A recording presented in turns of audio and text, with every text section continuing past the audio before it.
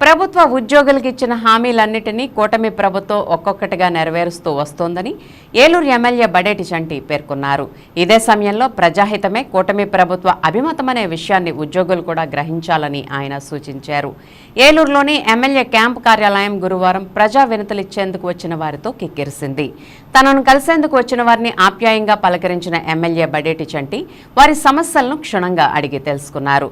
తానున్నానంటూ వారికి భరోసా కల్పించారు. అండగా ఉంటానని ధైర్యం చెప్పారు. ఆయా సమస్యల పరిష్కారానికి సత్వర చర్యలు చేపట్టాలని సంబంధిత అధికారులను ఆయన ఆదేశించారు. ఇదే క్రమంలో ఏలూరు అసెంబ్లీ నియోజకవర్గ పరిధిలోని వార్డు సచివాలయాల్లో పనిచేస్తున్న అడ్మిన్లు తమ సమస్యలను ఎమ్మెల్యే బడేటి చంటి దృష్టికి తీసుకువచ్చారు. వారి సమస్యలను సావధానంగా తెలుసుకున్న ఆయన వాటి పరిష్కారానికి ప్రభుత్వంతో చర్చిస్తానంటూ భరోసా కల్పించారు. అలాగే స్థానిక 2వ డివిజన్ టీడీపీ నూతన కమిటీ ఎమ్మెల్యే చంటిని మర్యాదపూర్వకంగా కలుసుకుంది.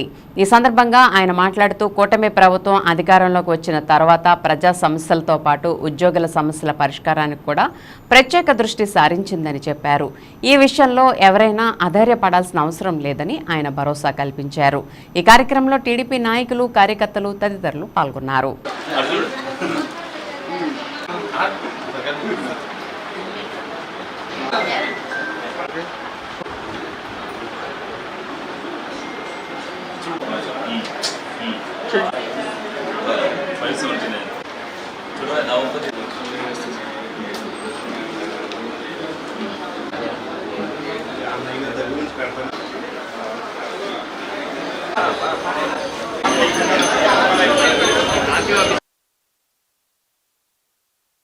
సబ్జెక్టు మాట్లాడిస్తాం మేమే కూడబలుకుని అన్ని నియోజకవర్గాల్లో ఎమ్మెల్యేల దగ్గరికి వస్తారు కాబట్టి ఎవరో ఒకళ్ళు దీన్ని ఎప్పుడైనా సరే మీకు సమస్య ఉన్నప్పుడు అసెంబ్లీ జరిగేటప్పుడు ఎమ్మెల్యేలకి అంటే మీకు అసెంబ్లీ సమావేశాలు ఎప్పుడు ఉంటాయని తెలిసి రాసుకుంటాం.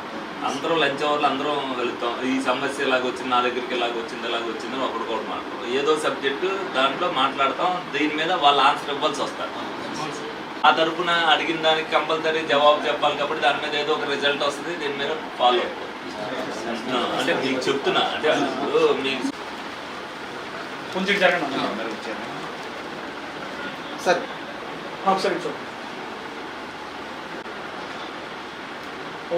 ఎప్పుడైనా ఇది వదిలేసండి. ఎప్పుడైనా సరే సమస్య ఉన్నప్పుడు మామూలుగా ఏముంటుందంటే ఇది అవుతుంది. మన కూడా నేను బ్యాడ్జీలు పెట్టిన చేత ఆల్రెడీ ఎప్పటి నుంచో ఉంది. వాళ్ళు చేసి మెడికల్ నేను అక్కడికి వెళ్ళినప్పుడు మంత్రి గారితో మాట్లాడాను. మంత్రి గారు మాట్లాడి నేను మాట్లాడినా అసెంబ్లీలో